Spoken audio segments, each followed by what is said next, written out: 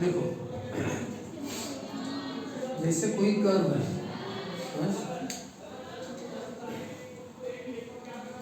जैसे sine x का F of x equal to sine x बोलते हैं। कोई भी इसका फंक्शन का हम उसका ग्राफ निकाल सकते हैं। अगर हम इसकी वैल्यू पुट करेंगे तो इसकी वैल्यू मिलती है, तो इस तरह से क्या मिलता है, उसके फिगर मिलती है। उसके एक्स की वैल्यू आप 0 पुट करो, यहाँ पे एक्स की 0 पुट करो तो बताओ वाई की वैल्यू कितनी आएगी। इसी को वाई बोलते हैं, एफ ऑफ एक्स को क्या बोलते हैं। आप एक्स की वैल्यू 0 पुट करो तो बताओ साइन एक्स की वैल्यू कितनी है।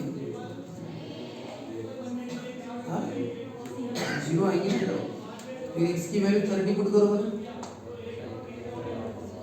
ऐसे पुट करो, साइन एक्स की वैल्यू 30 पुट करो, साइन 30 कितना यानी कितना है 1.2 यानी 0 आएगी ना वैल्यू। इस तरह से चलो डायरेक्ट 90 पुट करो, साइन 90। अब इनको अगर आप ग्राफ पेपर पर प्लॉट करोगे, एक्स की वैल्यूज कितनी 0 क्या 30 60 90 है ना। तो बताओ यहाँ पे कितना आता है 1 -1 ऐसा ना। बोलो 0 पर क्या है 0 30 डिग्री पर 0.5 और 90 डिग्री पर कितनी 1 ऐसा है। 30 पर कितनी है 0.5, 90 पर कितनी 1 ऐसा है। फिर वो ऐसा है, फिर ऐसा है। अगर समझ वैल्यू पुट की तो अगर तुमने निगेटिव वैल्यू पुट की तो ऐसे आएगी। अगर एक एक वैल्यू पुट करते जाओ, मैंने बीच की डिग्री छोड़ दी। 30 डिग्री के बाद क्या 45 डिग्री था, फिर इसके बाद क्या था 60 डिग्री था, फिर 90 था। अगर मैं 45 डिग्री पुट करता तो ये वाली वैल्यू आती, 60 पुट करता तो ये वाली आती, 90 पुट किया तो 1 आया। आ रहा है ऐसा क्या ऐसा। एक एक वैल्यू पुट करो तो मैं एक एक मिल जाएगा ऐसे। तो हर जो भी आप लिखते हो उसका ग्राफ बनेगा। जैसे x² + 5x + 6 आपके लिए क्वाड्रेटिक इक्वेशन, ठीक है ना। लेकिन अगर इसका आप ग्राफ बनाओगे तो क्या होगा, x की वैल्यू पुट करो तुम्हें इसकी वैल्यू मिलेगी। अब x की वैल्यू तुमने 0 पुट की तो बताओ इसकी वैल्यू कितनी आएगी 6 आएगी ना। तो पॉइंट प्लॉट करो ग्राफ पेपर पर, x की 0 y की कितनी है 6 पॉइंट यहाँ पे आएगा अगर ये 6 है ना। ऐसे फिर x की 1 पुट करो, x की 1 पुट करो तो कितनी आती है, फिर x की 2 पुट करो फिर कितना आता है। तो वैसे वैसे पॉइंट क्या करो प्लॉट करो, तुम्हें क्या मिलेगा उसका ग्राफ। वो कुछ ऐसा कर्व आता है, ऐसा आड़ा टेढ़ा कैसा भी कर्व आ सकता है, ऐसा ऐसा ऐसा कर्व, ठीक है। तो ऐसे ही आपको एक कर्व्स दिए उसका इक्वेशन, ठीक है। अब बताओ ये एक कर्व है, अब ये कर्व तो बहुत लंबा हो सकता है ना, क्योंकि क्यों लंबा क्यों नहीं होगा, x की वैल्यू अनलिमिटेड है पुट करने के लिए अपने पास। अगर x की वैल्यू आप बहुत सारी पुट करोगे तो y की वैल्यूज भी उतनी मिलती जाएंगी, तो कर्व तो लंबा ही लंबा होता जाएगा, जितना चाहे उतना लंबा बना लो, ठीक है कि नहीं। अपने ऊपर है x की वैल्यू कितनी पुट कर देना, तो x की वैल्यू जितनी पुट करते जाओगे वैसे वो ग्राफ उधर y की वैल्यू मिलती जाएंगी और बढ़ते जाएंगे।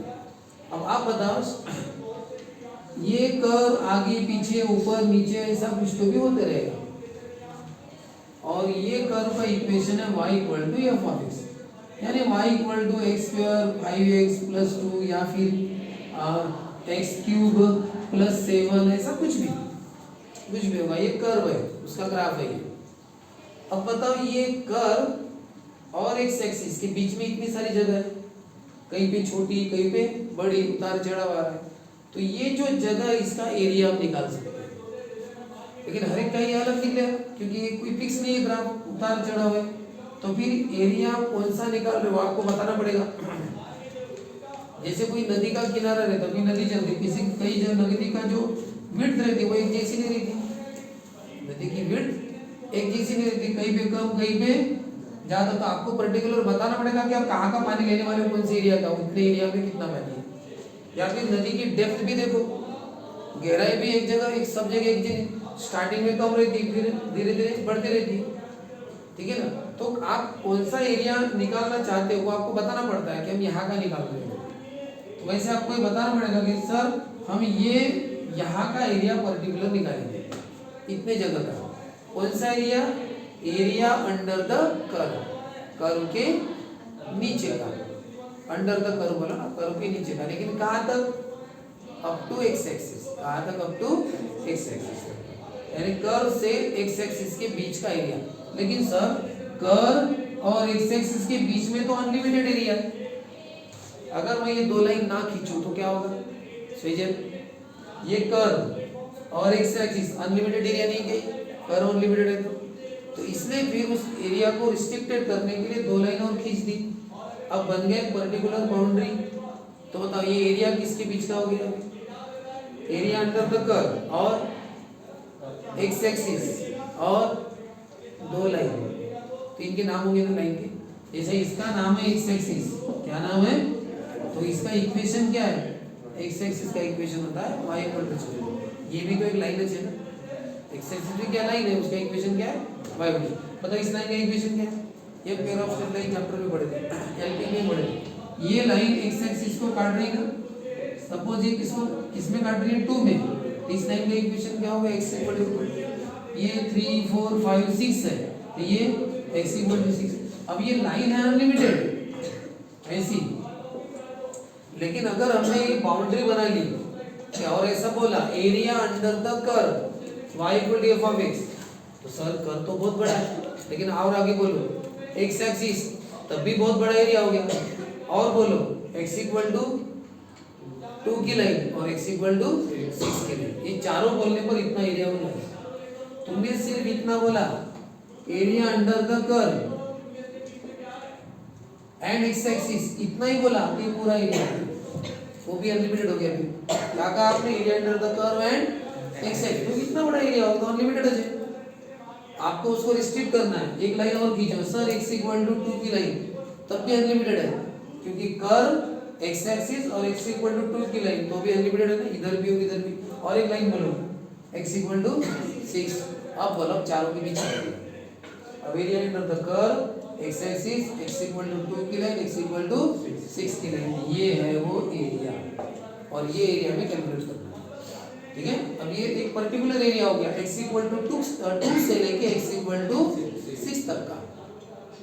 ठीक है, लेकिन वो भी क्या? कर्व के नीचे का। नहीं तो x इक्वल टू 2 की लाइन भी तो बहुत बड़ी है, तो उधर वाला एरिया चाहिए क्या? नहीं, इन दोनों के बीच का, लेकिन ये वाला नहीं, area under the curve, curve के नीचे का और एक्सिस से ऊपर का। बस, तो इसमें चार बातें आ गई। कौन सी?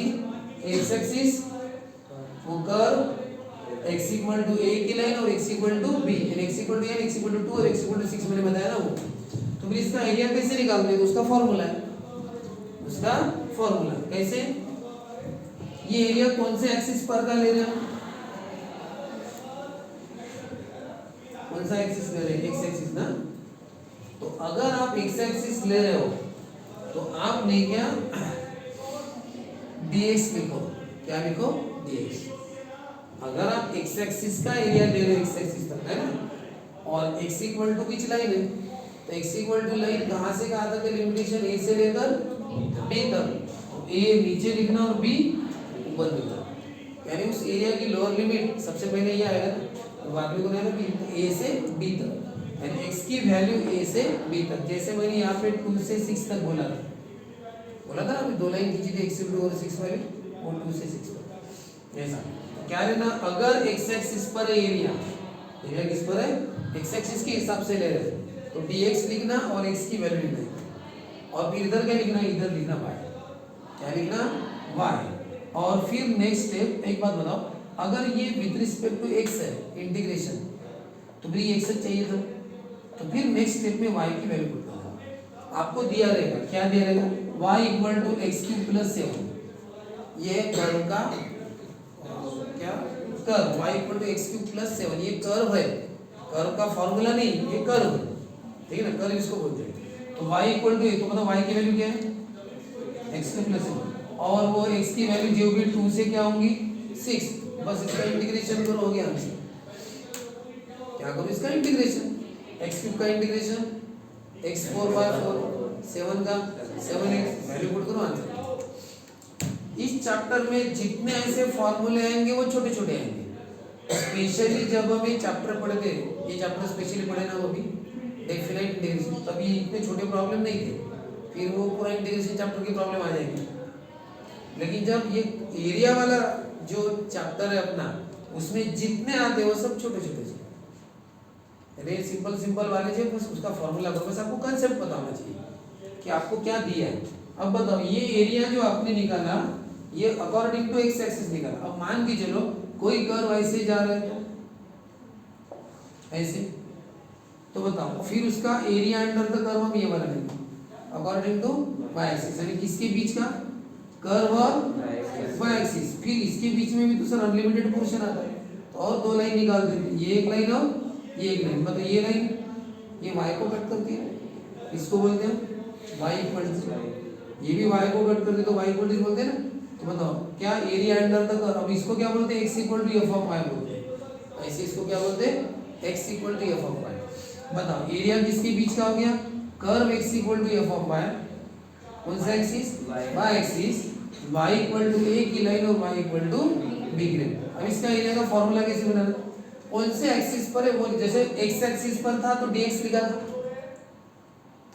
y एक्सिस पर है तो dy लिखा, और dy लिखा तो y की वैल्यू आएगी ना भाई विद रिस्पेक्ट टू y, तो y की वैल्यू कहां से कहां तक, a से लेकर b तक, और यहां पे क्या लिखना है x। और फिर नेक्स्ट स्टेप में क्या करना है, x की वैल्यू, अब x की वैल्यू यहां पे दी होगी कुछ तो भी, y² + 3, तो लिख दो x की वैल्यू y² + 3, सॉल्व करो। यानी इसका मतलब ऐसा है, अगर x x along x axis है तो dx लिखना, अलोंग y एक्सिस है तो dy लिखना।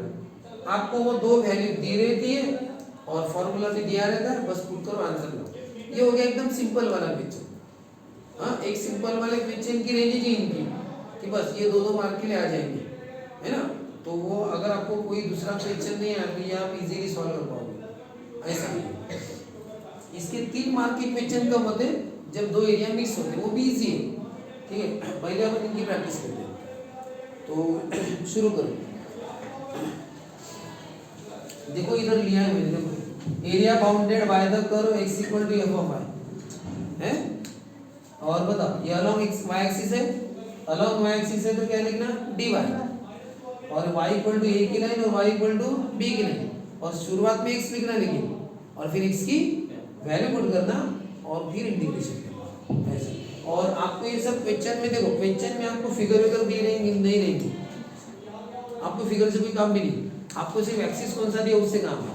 वहां पे अगर लिख के आया एक्स एक्सिस ऐसा बोल दिया dx लिख दिया, y एक्सिस बोल दिया तो dy लिख दिया, dy लिख दिया y की वैल्यू, dx लिखा तो x की वैल्यू। बस यहाँ पे याद रखना dx लिखा तो पहले y लिखना पड़ता है, और dy लिखा तो पहले x लिखना पड़ता है, और बाद में वैल्यू पुट कर देंगे। जो लिखो पहले फाइंड द, ये लिखा है ना, हाँ लिखो find the area bounded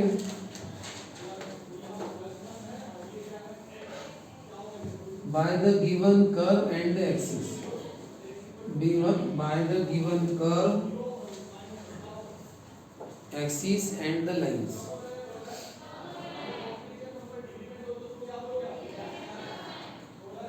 Find the area bounded by the given curve, axis and the lines। पहला question, curve x axis, lines, ऐसा लिख के आया, ठीक है। हाँ, तो शुरू करते हैं। पहले गिवन कर्व इज, कौन सा given curve y equal to 3। Curve का मतलब लाइन भी हो सकती है ना, ये देखो y equal to 3x actually ये लाइन है। इसका एरिया निकालना है, कहाँ से कहाँ तक पता है, 0 से लेकर 4 तक। ये लाइन तो अनलिमिटेड है, लाइन अनलिमिटेड रहती है ना। फिर एरिया किसके बीच का, लाइन और क्या है एक्स एक्सिस, हाँ एक्स एक्सिस, लाइन और ये y इक्वल टू 3x की लाइन एक्स एक्सिस, और एरिया सर ये तो अनलिमिटेड है, क्या है x इक्वल टू 0 की लाइन, कौन सी होता है x इक्वल टू 0 की, ये वाली x इक्वल टू 0 की लाइन में क्या होता है y एक्सिस, और दूसरी लाइन कौन सी x इक्वल टू 4, 4 कहाँ पे होगा, x इक्वल टू 4, 1 2 3 ये होगा ना यहाँ पे x इक्वल टू 4 की लाइन, x इक्वल टू 4 की लाइन x को कहाँ पे काटती है 4 में, x इक्वल टू 0 की लाइन x को 0 में काटती है, x इक्वल टू 0 की लाइन x इक्वल टू 4 की लाइन, ये लाइन ये कर्व y इक्वल टू 3 और x एक्सिस, बताइए ये वही एरिया अंडर द कर्व, इस कर्व के नीचे का area x axis, x equal to 0 की लाइन और x इक्वल टू 4 की लाइन, प्रैक्टिकली फिगर ये फिगर, ठीक है ऐसा लेकिन आपको फिगर निकालने की जरूरत नहीं है, ये बस अभी क्या गिवन कर्व इज, अब लेट ए बी द क्या रिक्वायर एरिया। अब सिर्फ एक बात बताओ, एक्सिस कौन सा है उतना बताओ, कौन सा एक्सिस बोला, एक्स एक्सिस, तो क्या लिख देना dx, ठीक है, और यहाँ पे dx लिखा, यहाँ पे x की वैल्यू बताओ कौन कौन सी है, 0 से लेकर, ये काम पहले पूरा कर देना कि भाई x एक्सिस कहा तो क्या आएगा dx, और x की वैल्यू 0 से 4 तक, और लास्ट में यहाँ पे क्या लिख देना, और अब क्या करो नेक्स्ट स्टेप में y की वैल्यू बताओ, y की वैल्यू कितनी 3x, लिखो 3x और इंटीग्रेशन, ठीक है करो 3 बार आएगा,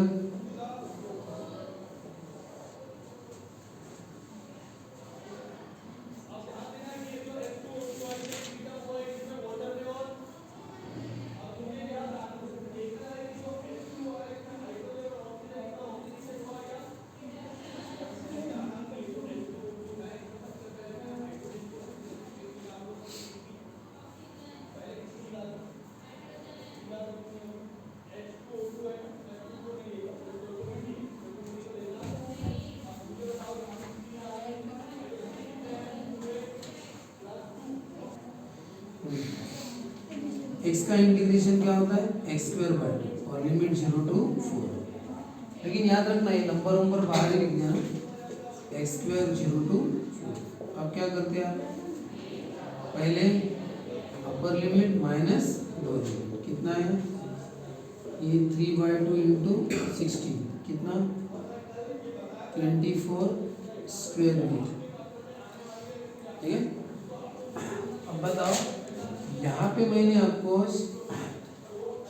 y इक्वल टू 3x दिया था, अगर यहाँ पे y स्क्वायर इक्वल टू दिया होता जैसे 7 x एक्सिस और 1 2 4 ना, बताओ गिवन करो क्या y equal to y square equal to 7x, let A be the required area, आपको मैंने क्या देखने के लिए कहा था एक्सिस, x एक्सिस है x एक्सिस, तो क्या आएगा dx, dx है विथ रिस्पेक्ट टू x, तो x की वैल्यू बताओ 1 से लेकर कहाँ तक 4 तक, और यहाँ पे क्या आता है y, तो फिर बताओ आपको वैल्यू कौन सी पुट करनी पड़ेगी y की ना, और वो y की वैल्यू यहाँ पे दी नहीं है, यहाँ पे क्या दी है y स्क्वायर की वैल्यू, तो आपको यहाँ पे y की वैल्यू निकालनी पड़ेगी, तो क्या करना पड़ेगा टेकिंग स्क्वायर रूट, तो √7 और √x ऐसा भी कर सकते, ठीक है ना ऐसा। तो ये समझ में आया कि आपको देखो यहाँ पे अलग अलग तरह की इक्वेशन है, मान के चलो ऐसा है, तो बताओ y की वैल्यू क्या होगी 7/x, तो उसमें से आपको y की वैल्यू निकालनी पड़ेगी अगर नहीं दिए, ठीक है, जैसे यहाँ पे एग्जैक्ट y की वैल्यू तो हमने निकाली, अब बोलो क्या है y की वैल्यू, हाँ √7 का आ जाएगा बाहर, बचेगा कौन √x, अब बोलो क्या integration formula √x 2/3 x to the power 2/2 और इसको माइनस, तो पहले क्या है 2√7/3, पहले 4 का पावर माइनस, बोलो 4 का पावर 2/3 क्या होता है, 1 का पावर कुछ भी रो 1 होता है, 4 यानी क्या होता है 2 स्क्वायर, 4 यानी 2 स्क्वायर होता है, और पावर कौन है 3/2, बोलो क्या होगा पावर पावर पावर पावर एक दूसरे को क्या करती है मल्टीप्लाई करती है, 2 2 क्या होगा 2 क्यूब -1, कितना 8 यानी 8√7/3 इंटू 7 तो कितना हो गया 14√7/3 स्क्वायर यूनिट। ये आगे का आपका काम है, फिर इंटीग्रेशन करो, फिर इसमें वैल्यू पुट करो, लेकिन मेन कंसेप्ट आपको ये समझना है कि एक्स एक्सिस। देखो अभी नेक्स्ट प्रॉब्लम में मैं अगर वाई एक्सिस दूंगा तो इसी प्रॉब्लम में अगर मैंने क्या दिया था कर y² इक्वल टू 7x वही है, लेकिन मैंने क्या दिया y एक्सिस और लाइंस वगैरह ऐसा लिख के भी नहीं दिया, वैसे ऐसा ही दिया y equal to 1 y equal to 4। अब बोलो सॉल्यूशन गिवन कर्व इज क्या है y² इक्वल टू 7x। बोलो लेट a बी द क्या रिक्वायर्ड एरिया। हाँ बोलो कौन सा एक्सिस है, क्या लिखना दीवार, यहाँ पे y की वैल्यू 1 से लेकर और बताओ यहाँ पे क्या लिखना x। और अब आपको किसकी वैल्यू चाहिए x की वैल्यू, तो x की वैल्यू यहाँ से निकालनी पड़ेगी। इजीली दी होंगी तो अच्छा, नहीं दी होंगी तो x की वैल्यू y²/7 ठीक है। हाँ तो x की वैल्यू क्या है y²/7 तो 1/7 का आएगा बार और y² का इंटीग्रेशन करो ना आंसर का। समझ गए क्या टेक्निक, मैं दे के रोक भी 4-5 प्रॉब्लम करते हो। मैं हर एक का आंसर भी यहाँ पे लिख के दे देता हूँ कि आप वो टैली कर रहे हैं कि सही होगा कि आपका आंसर उतना आया है कि नहीं।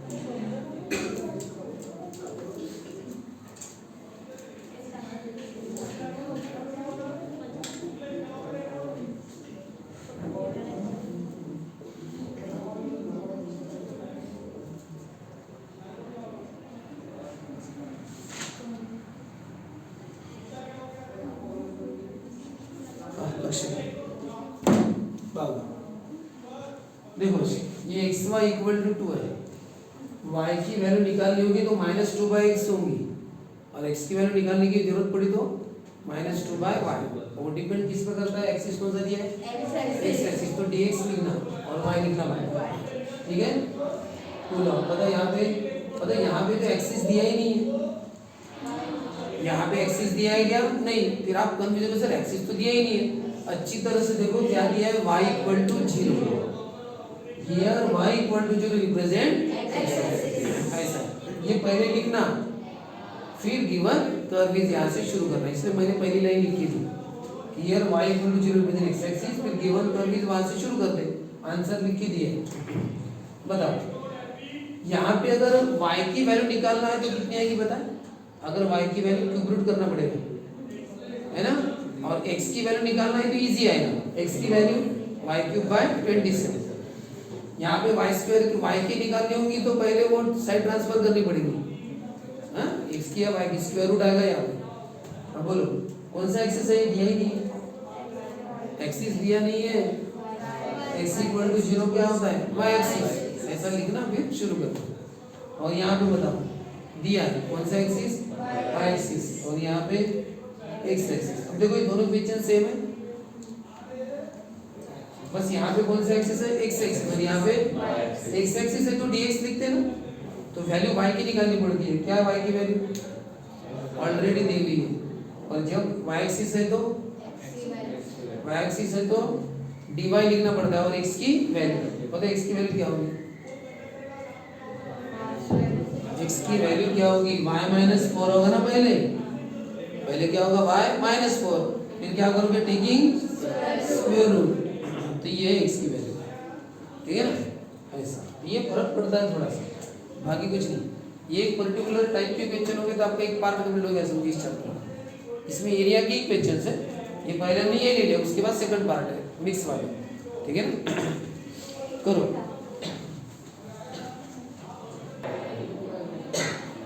ये x इक्वल टू 0 है ना, x equal to 0 represent y axis, axis पता होना पहले जरूरी है, y एक्सिस पता चल गया तो क्या आता है,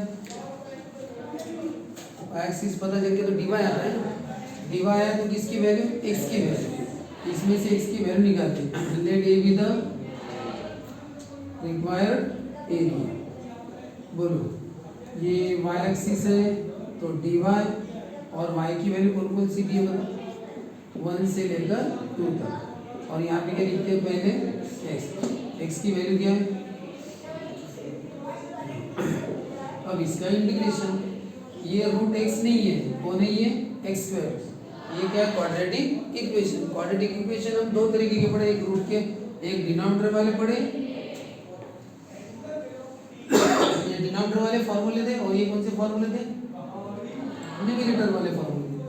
डिनोमिनेटर वाले फॉर्मूले क्या थे, sin 1/√x² और sin इनवर्स x/, और ये फॉर्मूले क्या थे, पहले x/2, फिर सेम स्क्वायर रूट, फिर प्लस a²/2, और ये आंसर था sin इनवर्स, ऐसे इसका बड़ा फॉर्मूला। ये ऊपर वाला ही है ना, ये वाला है, तो बताओ क्या होगा फिर, ये 2 टर्म है कि 3 टर्म है, 2 टर्म, x² और कांस्टेंट, तो बताओ x² का कोएफिशिएंट ±1 है, और कांस्टेंट को कैसे लिखो, स्क्वायर की फॉर्म, फिर लगाओ फार्मूला कौन सा, 1/√a² - x², क्या है formula, x/2 same square root plus a²/2 sin inverse x/a, पूरे आंसर को लिमिट कितना 1 to 2, कितना होगा फिर ये y/2 25 - y², 25/2 sin inverse y/5, और अब आप इसमें पहले 2 पुट करो, बाद में 1, 2/2 25 - 2², 25/2 sin इनवर्स 2/5, हर जगह 2 पुट किया, माइनस, अब हर जगह 1 पुट करो, 1/2 25 - 1² 25/2 sin इनवर्स 1/2, अब ये 2/2 1 होगा, 25 - 4 21, 25/2 साइन इनवर्स 2/5 माइनस करली ब्रैकेट 1/2 25 - 1 24 25/2 साइन इनवर्स 1/2। अब साइन चेंज कर दो 25/2 साइन इनवर्स 2/5 ये होगा -1/2 √24 और ये -25/2 साइन इनवर्स 1/2। ये थोड़ा सा सॉल्व होता है, ठीक है ना, फिर ये 2 कट सकता है, बाकी कुछ और डिटेल में तो सॉल्व ये डिफरेंट है इसलिए नहीं होंगे। और इनमें से 25 से तुम कॉमन निकाल सकते हो, ये √21 और ये 1/2, ये √24 में क्या होता है 2√6, समझे, 6 4 24 4 बाहर आ गया और ये 25/2 साइन इनवर्स 2/5 ये -25/2 साइन इनवर्स 1/2। अब ये √21 2 कट गया -√6 √21 -√6 और यहाँ से 25/2 कॉमन निकाल सकते हो, sine inverse 2/5 minus sine inverse 1/2, बस ज़्यादा इतना लिख सकते हो। वहाँ पे क्या दिया प्लस दिया है माइनस आ गया, ठीक है, प्लस माइनस प्लस क्या आ रहा है माइनस आ रहा है। बाकी आ गया क्या कंसेप्ट समझ गया क्या, ठीक है। तो मेन वही था। अब एक प्रॉब्लम नेक्स्ट y = 0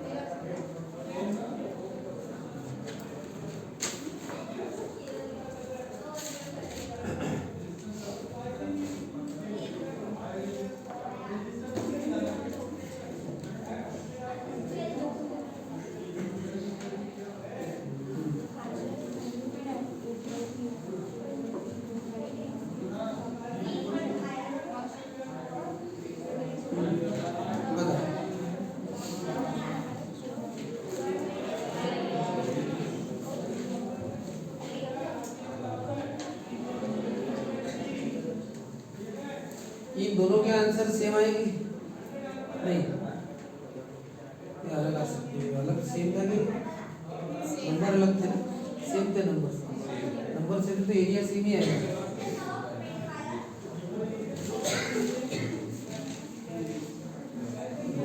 हाँ बोलो, इसमें एक्सिस कौन सा हाँ एक्सिस दिया नहीं, आप बताओ आए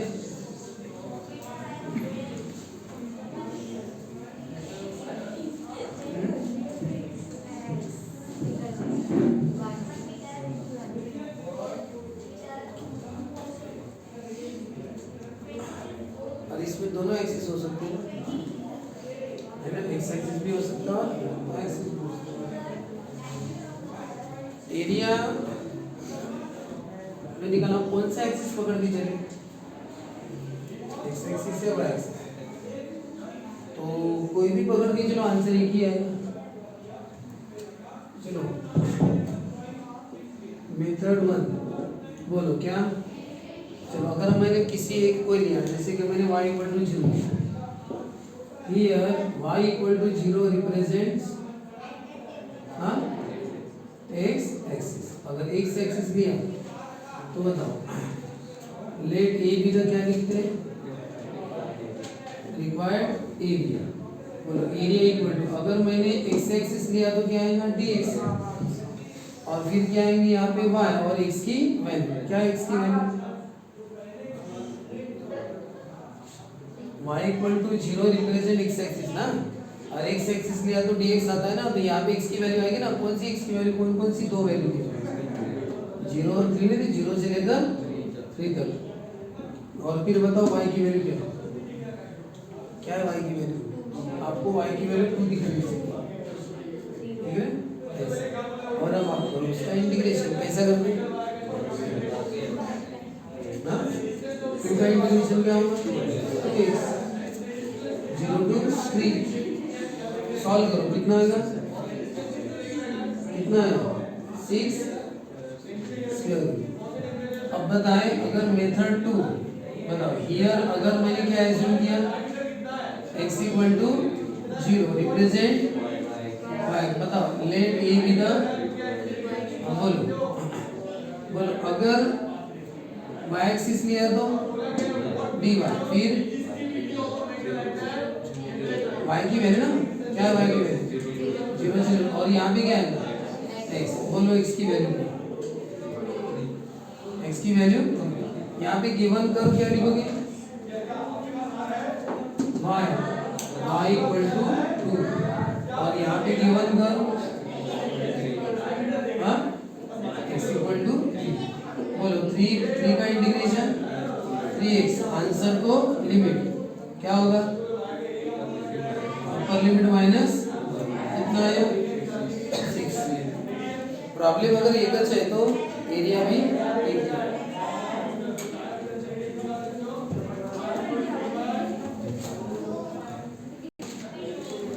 अब heading 2 curves of sin x and cos x ठीक है। अब आप लिखिए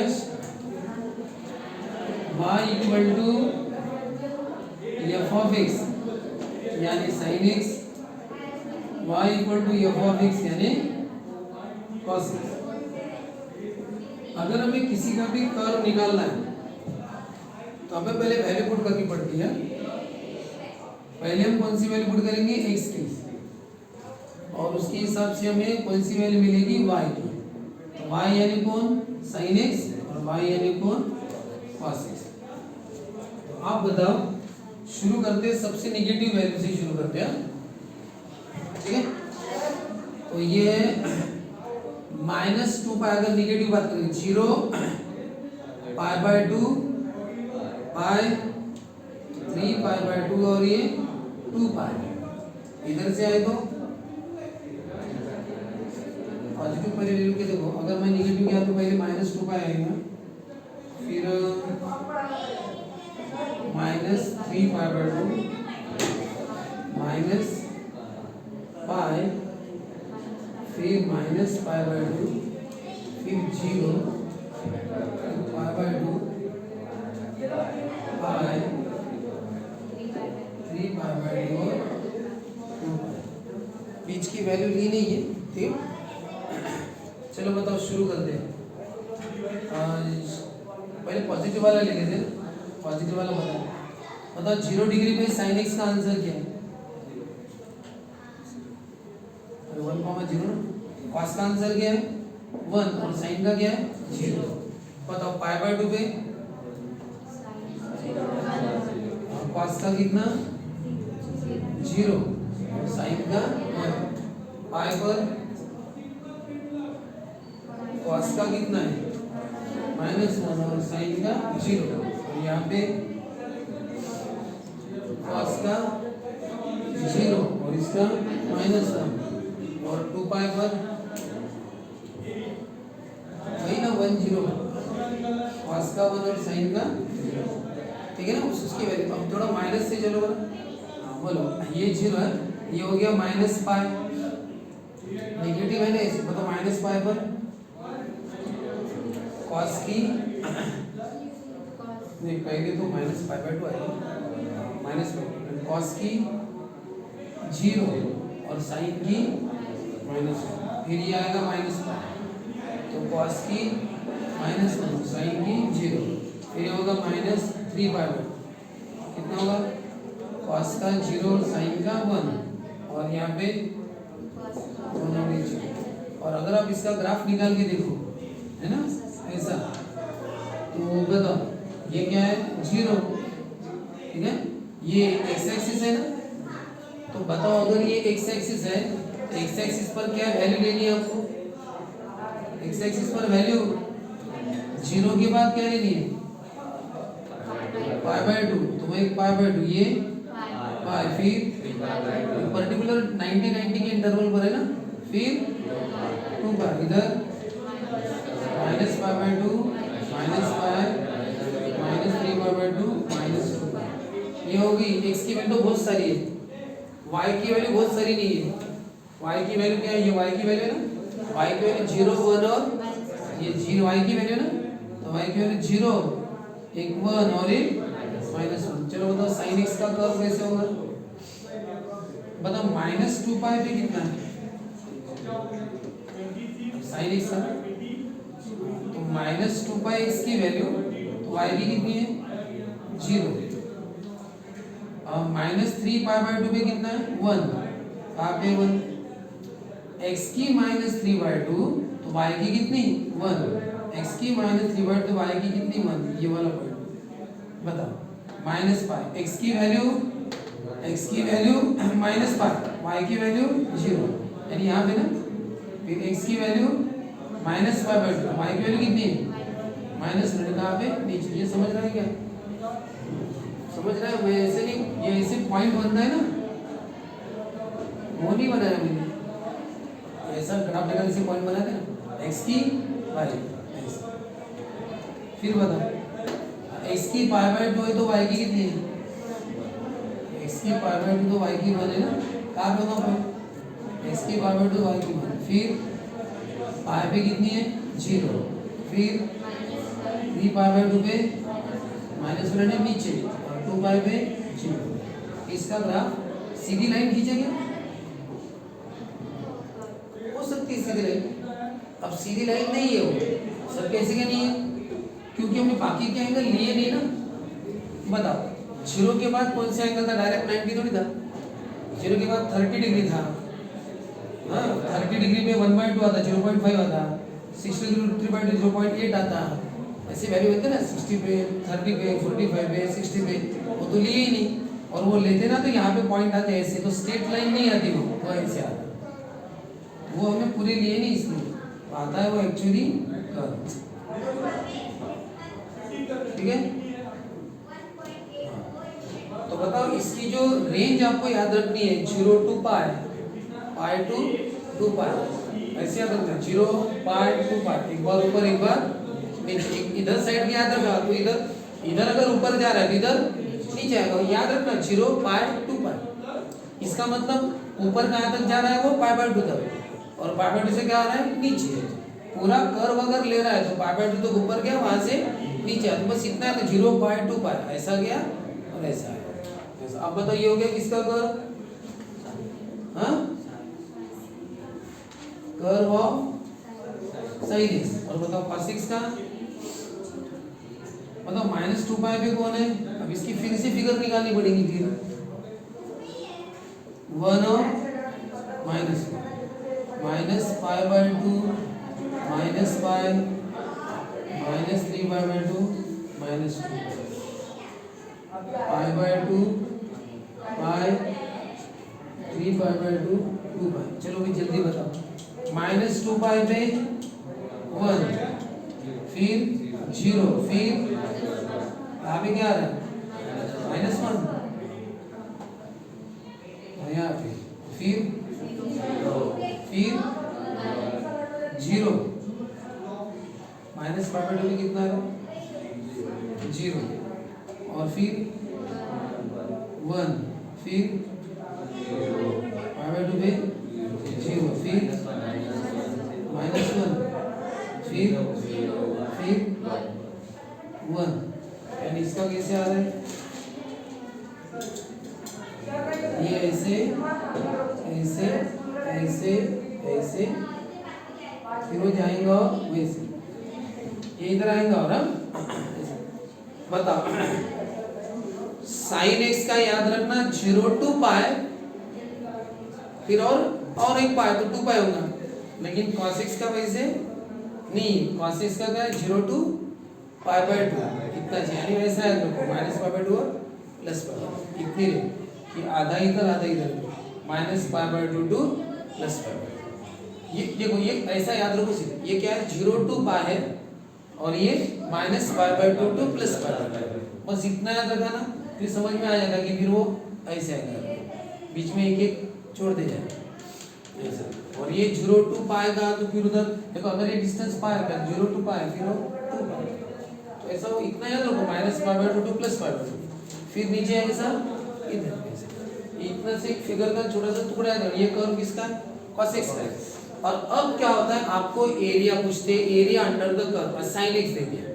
अब sin x दे दिया और 0 to पाई बाय 2 बोला, क्या बोला, तो 0 to पाई बाय 2, ये इतना चुका 0 से लेकर पाई बाय 2, और 0 to पाई का तो ये वाला, देखो ध्यान से, 0 to पाई बाय 2 कहा तो इतना, 0 to पाई कहा तो पूरा, लेकिन उन्होंने कहा minus pi by 2 two plus pi by 2, तो सर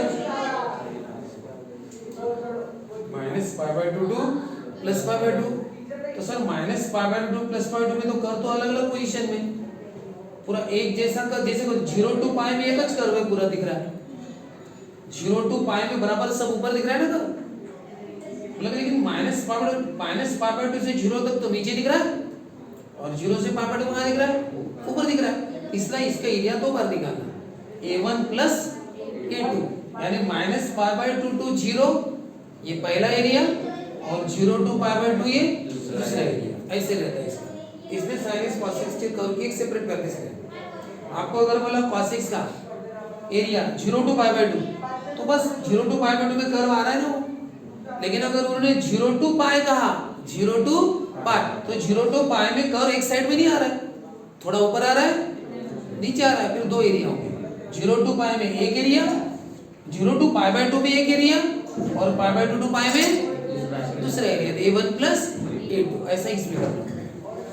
इसलिए इसकी फिगर याद होना जरूरी है, एग्जाम में आया तो ठीक है, पता होना चाहिए, इसलिए इसकी फिगर पर्टिकुलर याद रखो, 0 टू पाई ऐसा होता है, और ये minus pi by 2 plus pi by 2, current time पे फिगर निकाल लेना कि एक्चुअली कौन सी रेंज दी है, रेंज के हिसाब से उन्होंने 0 टू पाई कहा तो एक ज एरिया, ए में a1 a2 लेने की जरूरत नहीं, 0 टू पाई, लेकिन उन्होंने 0 टू पाई बाय 2 कहा तो भी एक ज एरिया, लेकिन उन्होंने pi by minus pi by 2 plus pi by 2 बोला ना, फिर पूरा एक कर्व नहीं आ रहा है ना, कुछ नीचे आ रहा है कुछ ऊपर, इसलिए उसको a1 a2 कहा जाता है। कर्व एक ही साइड में चाहिए ना पूरा, और दोनों साइड में आ रहा होगा तो फिर नहीं चलता, फिर a1 a2 लेना होगा।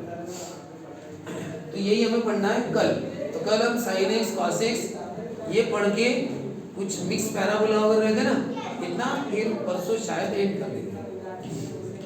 कल क्या है,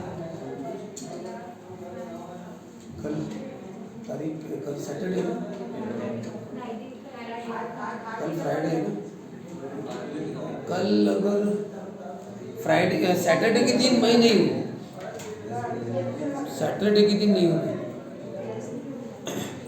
संडे के दिन बड़ी बैच ले सकते हैं। कल तो आप, कल पेपर है क्या,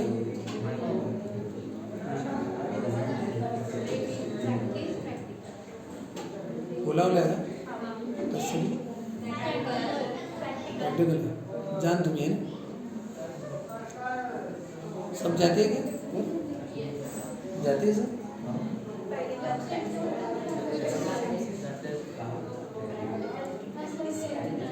हाँ घर से तो निकलते होंगे ना कॉलेज के नाम से,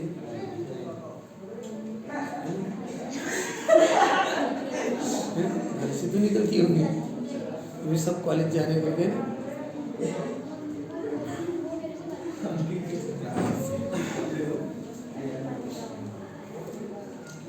कसं करायचं, उद्या जर जास्त वेळ थांबले पण चॅप्टर होण्याची गॅरंटी नाही, बरोबर आहे, संडेला होईल, संडेला